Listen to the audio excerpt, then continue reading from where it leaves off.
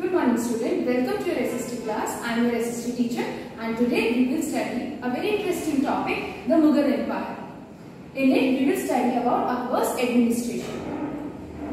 He had a centralized system of administration. So all the power vested in his own hands.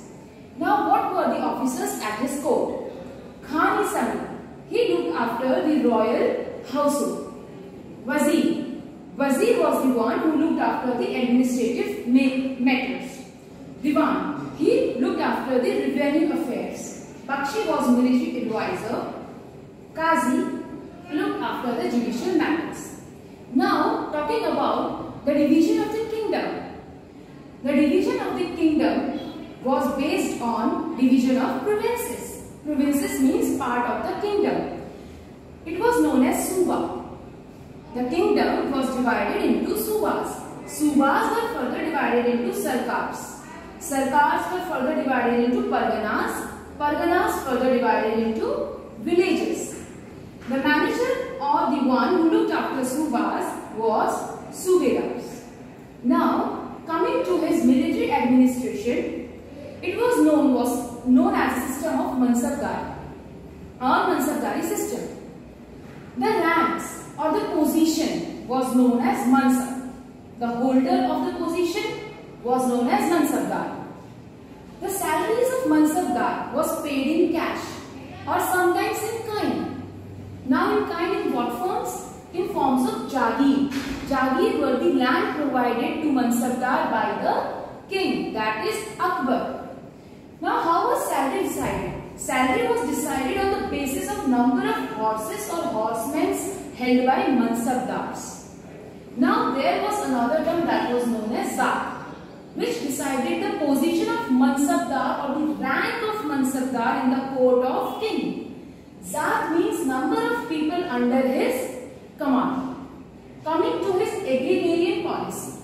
Agrarian policy means how he administered the agriculture. The land was divided into four pollers that was regularly cultivated for crop production.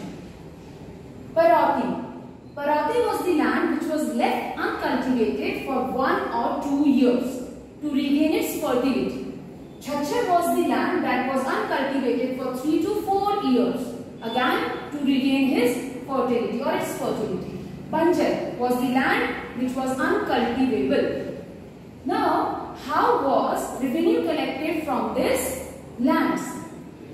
The farmer's field or the land was first of all measured and the revenue was fixed on the basis of the types of crops grown. As we know that provinces were divided.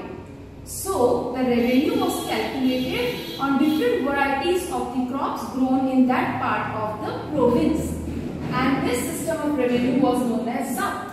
Zabt was collected by Zamindars. Now, after the demise of Akbar, Jahangir, his son, acquired the throne. He ruled for long 22 years. In last 16 years of his life, he was assisted by his wife Noor Jahan, who even signed the orders on his behalf. He was known for chain of justice. It was a chain attached to a bell. Any person who has problem in his kingdom, he can directly move to him or he can just pull that chain. And whenever the sound of bell was heard, his petition was also heard. He followed the policy of annexation. Means in his lifetime he acquired many kingdoms. Jahangir was patron of writing. He himself wrote his biography, Tuzuk-e-Jahangiri. He also minted coins with his and his wife's picture, gold and silver coins. After demise of Jahangir, Shah Jahan took over the throne. He was son of Jahangir. He conquered Deccan, Bijapur, Golconda, Ahmednagar, Bundelkhand, but he was not able to conquer Uzbeks. He was also considered patron of art and architecture. He built a beautiful monument known as Taj Mahal, a wonder of our world, built in memory of his wife Mumtaz Mahal. Moti Masjid, Jama Masjid, Red Fort was also built by him. Shah Jahan had a son, Aurangzeb. When he fell ill in 1657 CE, the throne was acquired by Aurangzeb in 1658 CE by killing his own other 4 brothers, including Aurangzeb. So, other 3 brothers was killed by Aurangzeb and he acquired the throne. Now, Aurangzeb did not follow the policy of friendship with Rajput. Rather, he went on conquering Rajputs. He also went to Deccan region and he had fought many wars with Shivaji Maharaj. Because of his intolerable policy, he was facing rebellion from whole of the country. Even the Englishman, Sir Thomas Roe, who came when Jahangir was ruling the country for the trade, they even also revolted against him and they were not ready to work under him. After his death, his sons were not very comfortable to do the rule in the region of Delhi. So after him, no strong or powerful Mughal ruler came to the country. The Mansabdari system remained the same as was in time of Akbar.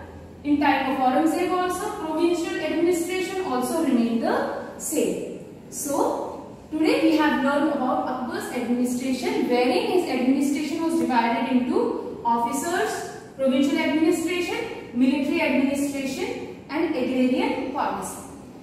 We have learned about the reign of his son Jahangir, Jahangir's son Shah Jahan, Shah Jahan's son Aurangzeb, after which the decline of Mughal Empire went on. I hope you must have understood the lesson well. Thank you.